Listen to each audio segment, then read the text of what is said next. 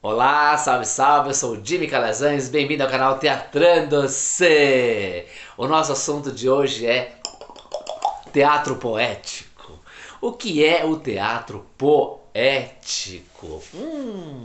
Para opor-se ao teatro realista, realizado na Europa, surgiram duas linhas, o teatro poético e o teatro expressionista. Nós vamos falar hoje então aqui um pouquinho sobre o teatro poético, que tem algumas vertentes dele, umas características desse teatro poético. O teatro poético, ele era um teatro realista, porém era um teatro que tinha outras raízes, umas outras bases. Vamos falar um pouco de algumas características desse teatro poético, né? A base folclórica, tinha uma base folclórica, uma base a partir de um certo folclore dessa cultura popular, né? Tinha sugestão sutil de alguma coisa, né? Às vezes sugeria alguma coisa que não era claro, assim, né? Era interessante demais ver.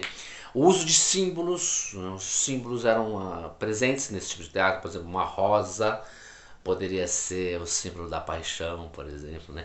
Existia uma cor, né? Uma cor enraizada, né?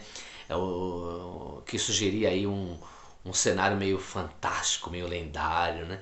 Era interessante demais. Nós temos aí vários autores que desenhavam muito bem esse teatro poético. O primeiro deles aqui é o Anton Chekhov. Apesar de ser considerado um autor realista, ele tinha uma poesia dentro dos seus escritos, dentro dos seus espetáculos, né? Era tudo muito sugerido, tinha uma atmosfera poética, né? O texto era coloquial, era quase uma senha, uma não ação, né? É interessantíssimo. Isso você pode conferir nos textos, a Gaivota, o Jardim das Cerejeiras, né? Tchekov, ele era um marco, assim, porque parece que não acontece, mas é tudo muito sutil, né? Aí por isso é considerado aí um teatro poético, né?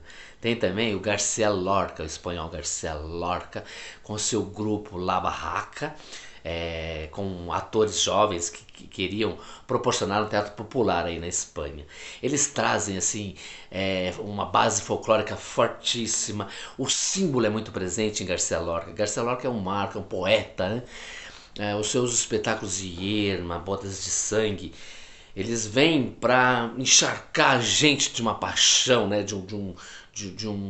Uma sutileza de ação, né? É incrível, assim, vale muito a pena ler os textos quando tiver vontade de assistir. Lorca é uma paixão, assim, tá? O Thomas S. Eliot, né, o inglês, né, ele tentou jogar dentro de uma comédia popular uns traços litúrgicos, trazendo assim uma atmosfera poética dentro da liturgia, né, da religiosidade. Também é interessante de ver um outro método, um outro olhar de como é que se faz isso dentro do teatro poético, né?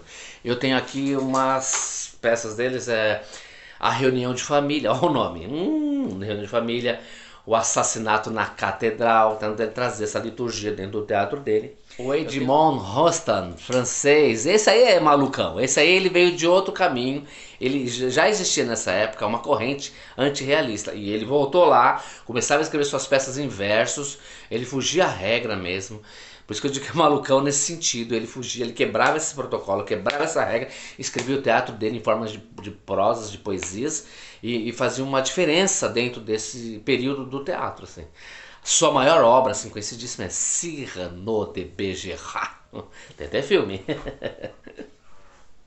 Tinha um outro aí que vocês vão conhecer, é o Paul Claudel, francês, que é o autor de Joana d'Arc.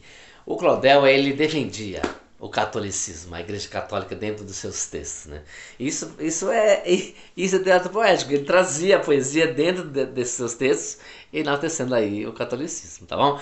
Gente, é bacana demais o teatro poético, vale muito a pena assistir, vale muito a pena ler. Tem muita coisa, é uma diversidade. Se atentem aí às sutilezas que os textos trazem. Que esse é eu diria que é a maior característica desse teatro, tá bom? Um beijo e um queijo, a gente se vê na próxima. Inscreva-se no canal.